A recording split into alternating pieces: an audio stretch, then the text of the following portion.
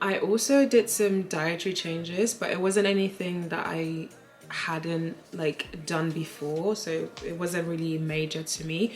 But what was definitely at the forefront was to heal my gut.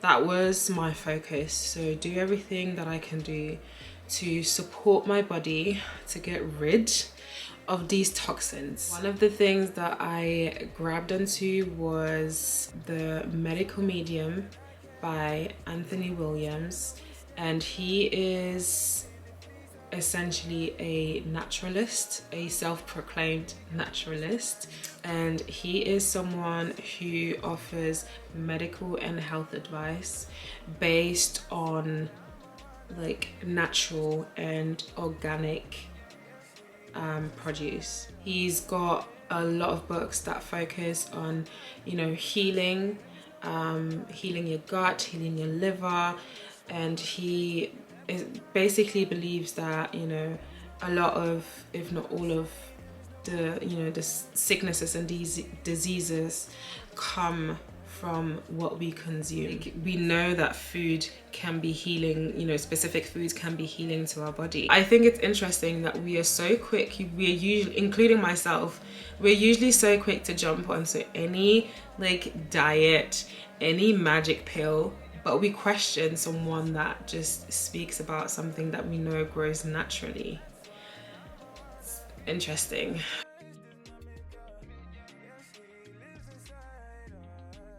Guys, celery juice was a major contribution to my energy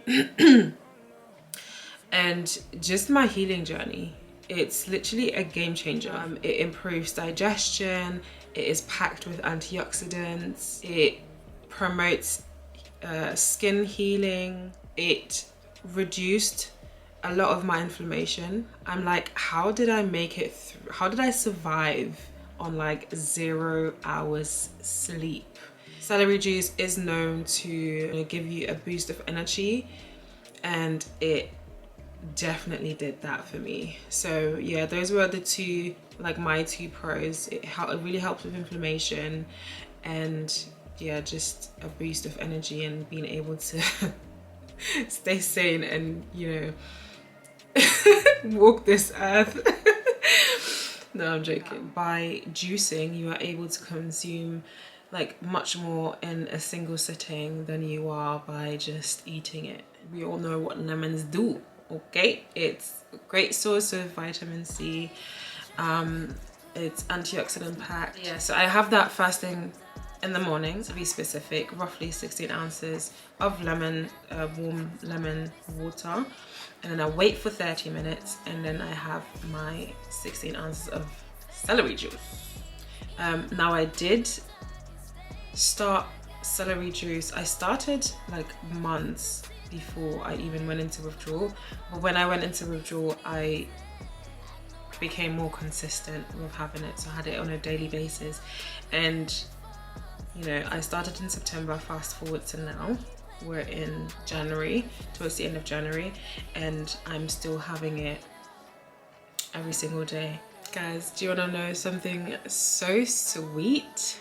Without a fail, my parents have made sure that my juice is ready on the table, ready for me to drink every single day. Like, it's something so small, but I just because it's been like my medicine. You know, I'm not taking anything for the condition, but I genuinely feel like it's done so much for me. And so just seeing that be ready every single morning, it made me feel really special. One of the books I purchased had a cleanse in there, which I actually attempted for a couple of days. I was only able to go for a couple of days, and depending on the severity of your condition, you are actually encouraged to do it for a longer period, but it's quite hardcore. I'm not gonna lie. So I only managed to do it for a couple of days. So essentially you are encouraged to get rid of salt, sugar, meat, anything that is processed and even cooked. And the reason being is that when your body is fighting through a condition, a disease, you want to allow it to do that, right? You want to support your body to be able to do so as easily as possible. And so getting rid of those extra things can help your body focus on healing itself rather than having to focus on digestion and, you know, all those things. You are helping your body to, yeah, just focus on healing itself. There's this one particular girl that I watched her video, and I think she said she did it for about a year. I think the hardest thing was the salt, you know, and I probably could have. Again, everything is about perspective, right? These are things that are very, very doable, but it's just the brain work. The brain work. You really have to like mentally train yourself to kind of just speak otherwise and be like, I can do this, but I just wasn't willing to do the brain work. Okay, what I did do is I definitely tried my very best to kind of stay away from things that I know can cause inflammation. And again, it's nothing new, right? I have done this before, and so I stayed away from gluten, right? From dairy, from meat, from wine. Wine, guys, I just needed to give a moment. I needed to give it a moment, okay? Those are things that can, I mean, meat doesn't necessarily cause inflammation, but it takes a while to kind of digest. And, you know, like I said, you want to support your body to essentially not having to do too much. So I very much reduced my meat intake, and I ate like fish, specifically salmon, which I've heard something about salmon that I just don't want to believe because I love it so much, but let's not get into that. Did I reduce sugar? I think a little bit, but to be honest, this withdrawal is so hard, it's so difficult, and for someone like me, I love food. So at the same time, I didn't want to fully restrict myself, so I definitely still had desserts. I ate gluten-free pizza. It was the best gluten-free pizza that I've ever had. I ate sweet potato, guys, I'm just looking at my notes. I ate gluten-free pizza. I ate sweet potatoes, loads of sweet potatoes. Like I said, mackerel, salmon, shrimps. I had a lot of oats with like banana or blueberries. I ate fruits. I ate a lot of vegetables, and I also ate vegan ice cream, okay? Because anyone that knows me, ice cream is my love. And although the sugar is not healthy and it doesn't help. It doesn't help physically, but it definitely helped me mentally. So I definitely didn't want to, I was intentional with not like making myself miserable by fully restricting myself. And I can only encourage that if you're a foodie, you know, just don't restrict yourself. Like, don't go hardcore because it will be miserable and you're already going through a lot. So allow yourself that, like, give yourself some grace with, you know, food.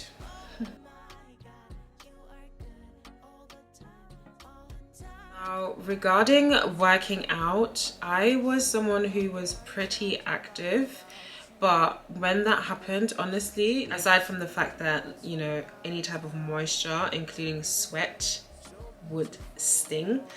And it's funny because I cried a lot, by the way. I cried a lot. And I remember there would be some times where it literally, against my skin, like it would sting. Even me crying, like I couldn't cry in peace. I've seen people do it, and I do know that it can help with, you know, moods, you know, your mental space. But me personally, I just decided that that wasn't that is not going to be a thing whilst I'm suffering through this. So yeah, to each its own, I would say, for sure. Do what works for you, what feels comfortable to you, what feels doable to you. And yeah, if it helps with your sanity, do it, for sure.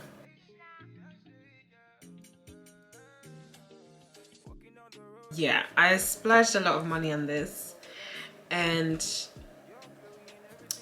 I don't necessarily regret it, but you know, it's just I guess a lesson. Yeah, so I'm just gonna read out some of the supplements that I took. And I purchased most of these from Holland and Barrett, and some on just the internet and Amazon. I was already taking things like omega-3, vitamin C, D, and B.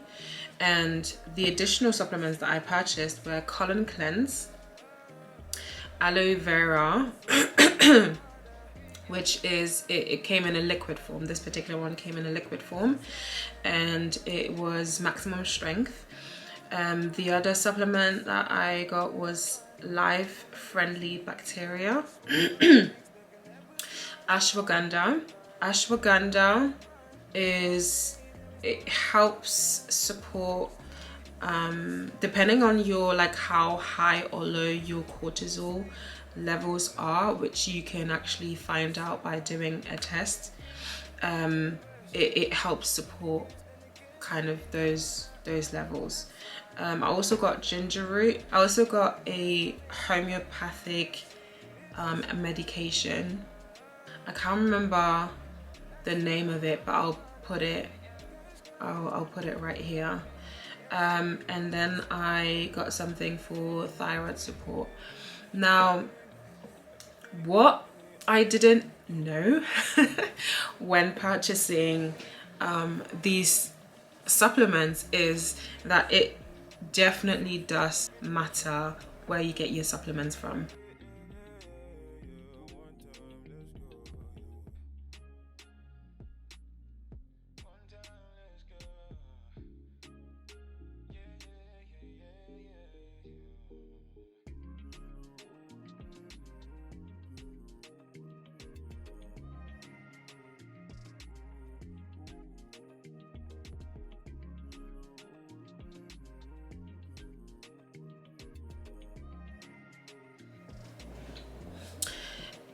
Fasting allows your digestive system to rest and not have to like focus on breaking down food.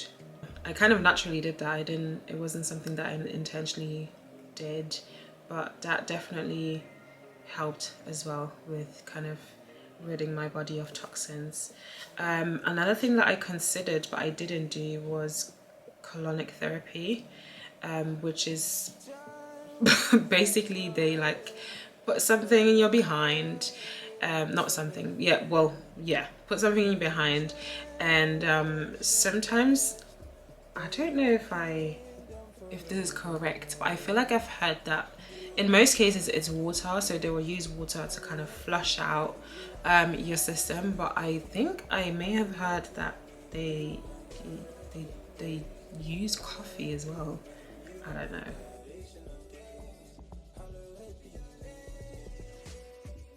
I only have experience with one immunosuppressant, which is cyclosporin. The other big kind of drug immunosuppressant medication that's out there is Dupixent. I hope I said that right. Dupixent. Yeah, it's a very powerful medication. It's actually a very potent immunomodulator. So most of these immunosuppressants, including cyclosporin, which I used, are actually used for cancer patients. And so that should give you an idea that they are very, very strong drugs. But my issue with certain immunosuppressants is that specifically for eczema, there is no long-term data, and really and truly it's just a band-aid on the actual problem, right? It suppresses the issue, it blocks the issue, and yeah, you've not actually dealt with the question and the root cause as to why your immune system is on fire. So yeah, although, you know, there are some people that attest to the fact that it does work, majority of the people that I've come across say that it just delays what you're already going to experience anyway. So just, you know, be mindful if you're someone who's considering it, be mindful. And at the end of the day, right, what you have to think about, which I think I mentioned earlier, is that if it's not natural, it will always come with a side effect. And so you just have to think whether it's worth it gaining one thing but then losing out on another thing. I wouldn't necessarily discourage people from doing it, but you know, just, you know, do your research, consider the side effects, which there always are, and yeah, just think about whether it's worth it for you. If you want to risk it, go ahead. There's no judgment from me, because TSW is no joke. It's really, really hard, and so if there's something that can relieve some of the pain, the light is literally dying on me.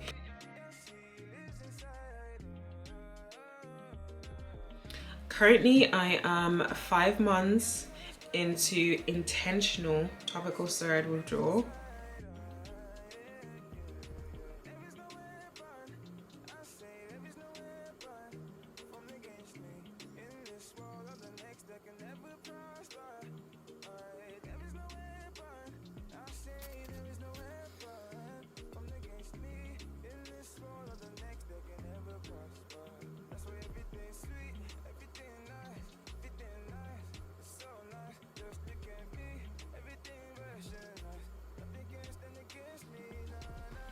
I don't know if you can, like, yeah, I'm pretty cleared of any like active inflammation, any rashes. I am also cleared of most symptoms, including the itch. And y'all, I'm itching right now, but like I think it's because I said it, but for the most part the itch has gone. Probably say 80%. The itch is actually the most recent thing that kind of drastically went down, and I'm so grateful about, because it's a nightmare. The insomnia is kind of still on and off, but I definitely get a lot more sleep now. About 6 hours, a good 6 hours sleep. Although I get more rest, so I see rest as, like, even though I'm not fully asleep, I am still lying down with my eyes closed and make sure that like my body is resting. The one thing that is obviously very obvious is the hyperpigmentation. So that's the main thing that I'm still going through, and I mean, I've said that that will probably be the last thing to kind of complete my healing.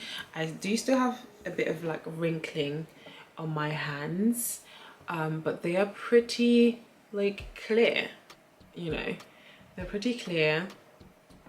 It's still quite dark, like like, yeah, literally from here all the way down I am dark, but I was a lot darker. I've gotten a lot lighter over kind of the couple of weeks. So yeah, guys, healing is possible, healing will happen, and I know it's, you know, it's hard. Like, if you're someone who is still going through it, or you're considering to go through the withdrawal, yeah, I'm not going to lie to you, it's really, really hard. And again, I'm fortunate enough to not have gone through this an entire year. We did plan for it though, because in the beginning, like I said, TSW is so unpredictable, and so I just didn't, there's no timeline for this. There's nothing out there that can tell you how long you will go through this. So we just kind of prepared for the worst, as they would say. And so yeah, oh, I didn't speak about moving down here. Yeah, moving from the UK. I'm based in the UK and I moved back to my parents' house. Moving down here and just having a different, just being in a different environment helps so much, guys. I didn't have to focus on kind of keeping the house clean. I didn't have to focus on engaging with my, you know, partner in certain ways. I didn't have to focus on making sure that he is fed, you know, like all those things that come with running a household. I didn't have to focus on all of those things. I came here and literally allowed myself to heal. Like I didn't, the first couple of weeks I literally didn't do anything. I felt like a child, honestly, and I'm so grateful to my parents. They really nursed me through kind of, yeah, through the worst. And so yeah, consider a change of environment. It really does. I also still have a little bit of dryness that I'm still dealing with. I say a little, but yeah. Initially when I went back to moisturizing, I would have to moisturize myself. No word of a lie, guys, 4 times a day, because my body would just suck me dry, literally. As time kind of went on, it reduced, you know, and now I'm down to moisturizing once a day, which is just amazing. And so yeah, you will get there. I also had like little recurring flares after, you know, my body cleared. I still have like recurring flares, but with every flare that you get, it gets shorter. I will say that my symptoms weren't as severe in comparison to majority of the people that, you know, shared their stories that I watched go through TSW, which I'm really, really grateful for. Yeah, so for those that found themselves in a similar situation, I want you to know that it doesn't negate the pain, okay? Don't feel unworthy or guilty, you know, because you're suffering out loud, or because, yeah, like I said, your symptoms aren't as severe as someone else's. Your circumstance is still valid.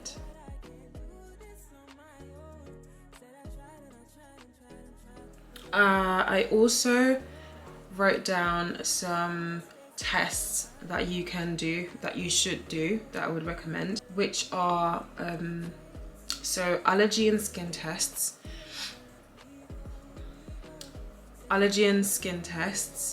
cortisol test, which kind of just helps you to see and understand what's happening systemically with like the cortisol that's already in your body. Check for any sepsis, check for leaky gut.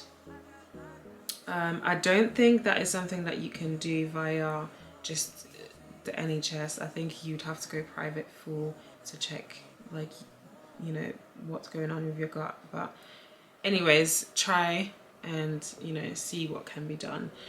And another thing that I wrote down with regarding tests or seeking medical advice is to, honestly, it's so hard when you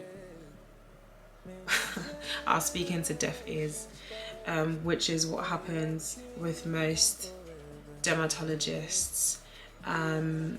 one of the things that I'm so grateful for is the fact that, I mean, Germany is known for its healthcare system. It's one of the best healthcare, it has one of the best healthcare systems. And something that I really, really appreciated, even though their advice was to put me back on steroids, which I refused, but I had the space to be listened to. I had the space to just be myself. Like, you know, the first person that I saw, by the way, in Germany you have general dermatologists, and then you also have specialist dermatologists that are based in the hospitals. And so the first dermatologist that I saw, which was a general dermatologist, she saw me for about 30 minutes, which is unheard of in the UK, okay? You are literally rushed through appointments. The second appointment that I had was with the specialist in the hospital, and no word of a lie, I was there for an hour and a half. Like, she listened to me, she heard me out, she engaged in conversation with me, even though she wasn't really convinced about TSW, but just the fact that I had the space to express myself and be heard by someone who is supposed to be there to help me was very, very helpful. And that's something that I'm really, really, really, really grateful for, because that's not something you will ever experience in the UK. It's a try and error, really. But try and find a dermatologist that somewhat even just has heard about TSW and is open to conversation. It really does help.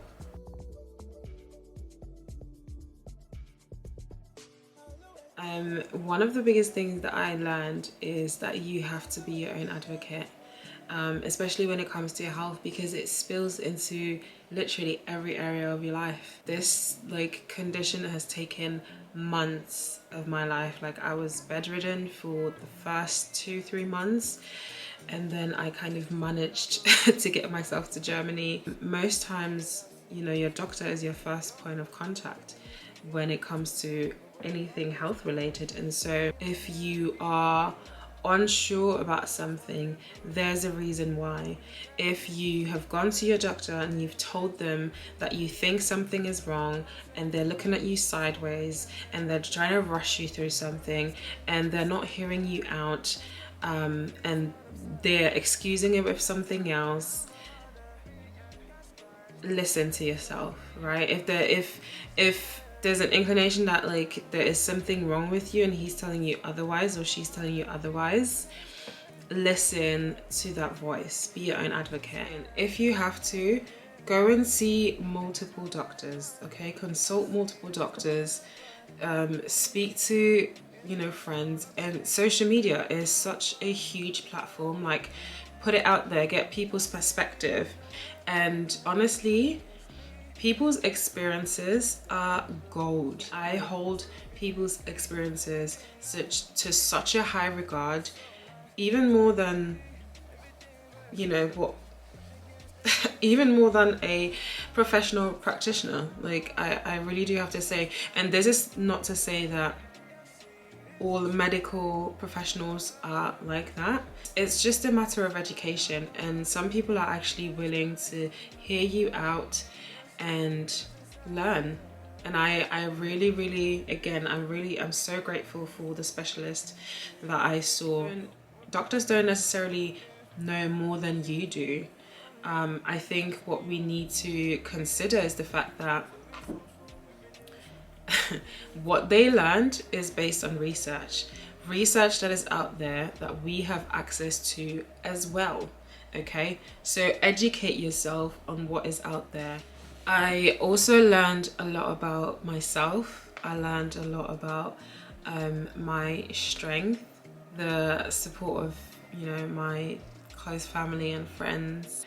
Girl, life is never that serious. Like, this really taught me that everything is, you know, so finite. Life is finite. I mean, I feel like this was prior to my withdrawal, but I have become very, very aware and intentional about what I eat, what I consume, I remember there would be times where I would, even if it was something like ice cream, bruh, I would literally just declare that this is healing to my body, even if it's not necessarily nutritional.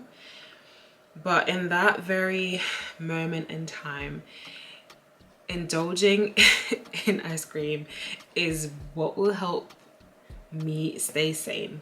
And so to an extent it is healing, right?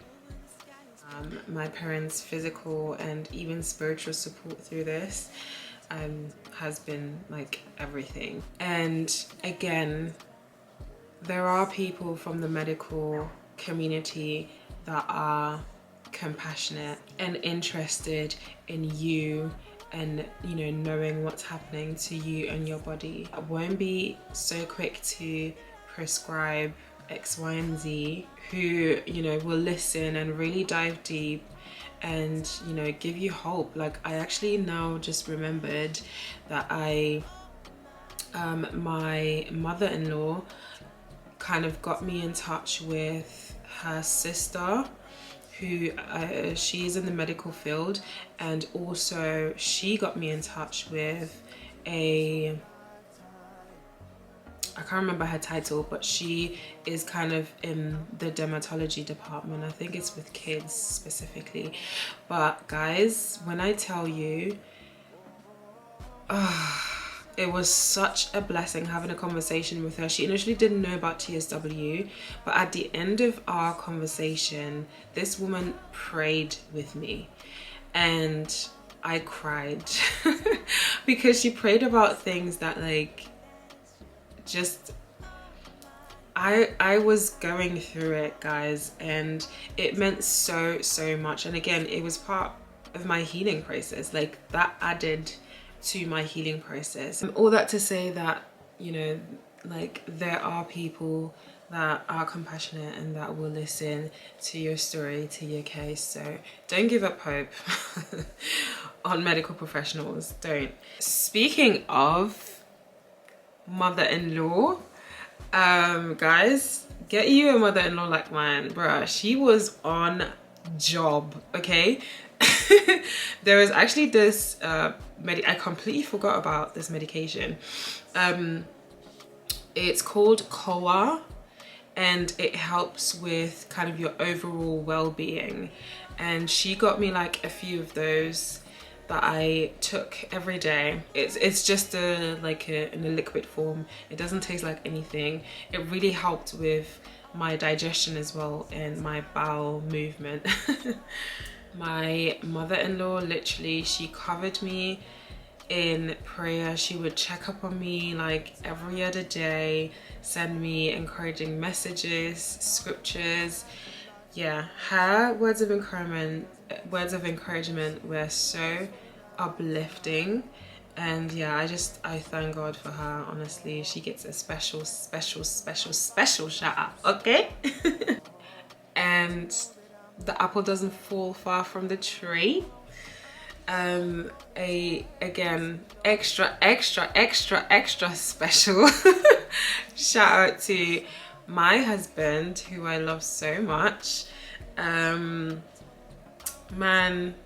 what do I say? I mean, I get to do life with him, and in my whole mess, especially when I had it on my face, like, he was just constantly affirming me and telling me I'm beautiful and telling me I'm loved, that I am watched over, that I'm kept, that I'm surrounded, that I am, like, yeah, you are everything, babe. And I couldn't be more grateful. I have I never thought that I would say this, but I have the best husband ever. But yeah, and that leads me to, you know, the last thing that kind of I wanna say. He is godsend. Everyone and everything that contributed to my healing, I believe, is by the grace of God.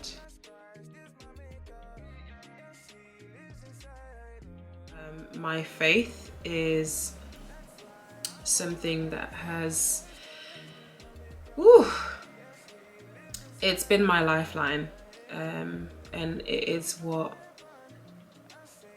you know, keeps me going, and, you know, just even like mentally. There's nothing more satisfying, there's nothing more uplifting knowing who you are in Christ, what he has done for me. He paid the price for my healing, and I found so much strength in that. I found so much confidence in that. Most of the time, I'm not gonna lie, there were some times where I'm just like, bruh, what's this? There is definitely something to be said about intentionally suppressing hope, and I do think that there were times where I did that. At the same time though, I know that I subconsciously kept searching for spaces of hope, and so that's where kind of like you know, all the prayers and kind of the spiritual aspect of things came into play. My dad felt inclined to also kind of fast, which we did as a family. And when I speak of like searching for spaces of hope, one of those things were definitely joining like Facebook support groups, and there are quite a lot out there specifically to like TSW. I know there's some for eczema as well, but TSW, I was actually quite shocked how many support groups there were, and each they are like private support groups, and each of them had thousands of people in those support groups. And because they are private support groups, there's the criteria, right? You have to be either someone who's going through TSW, or you know someone who's going through TSW and you're supporting them through that. So that just goes to show how much, yeah, that it's not a condition that is rare at all. But yeah, support groups were definitely spaces of hope for me.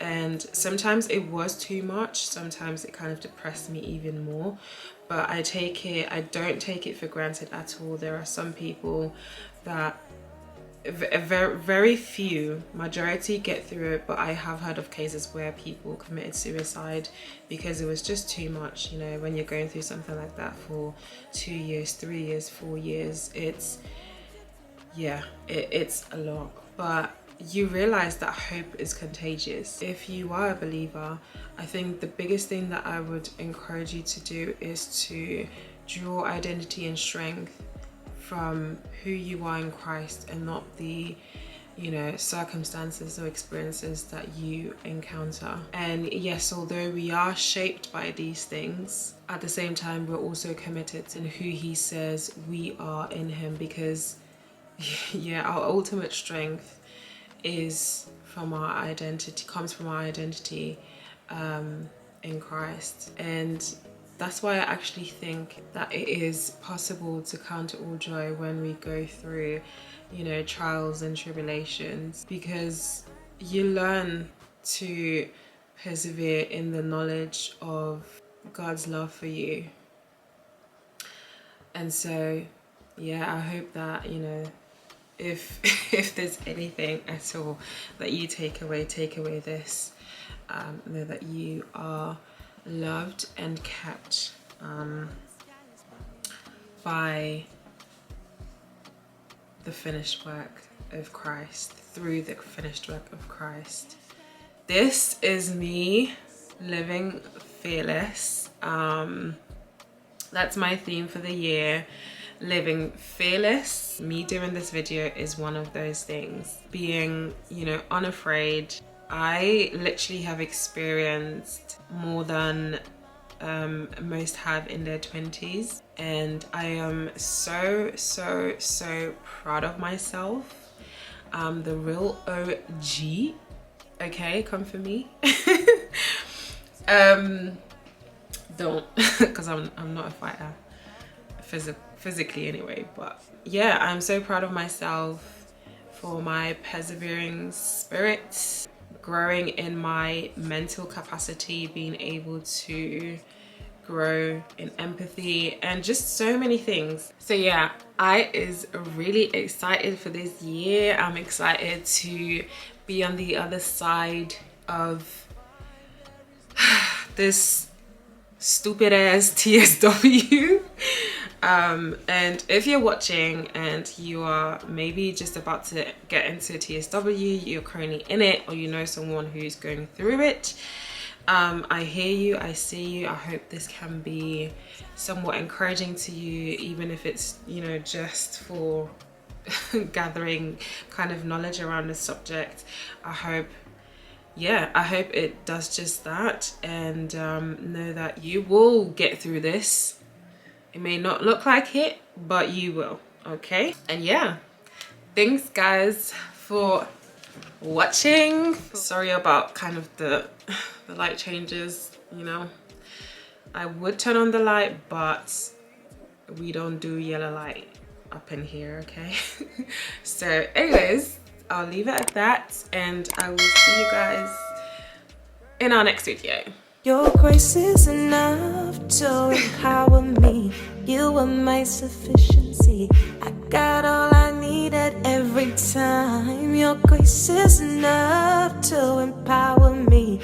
You are my sufficiency.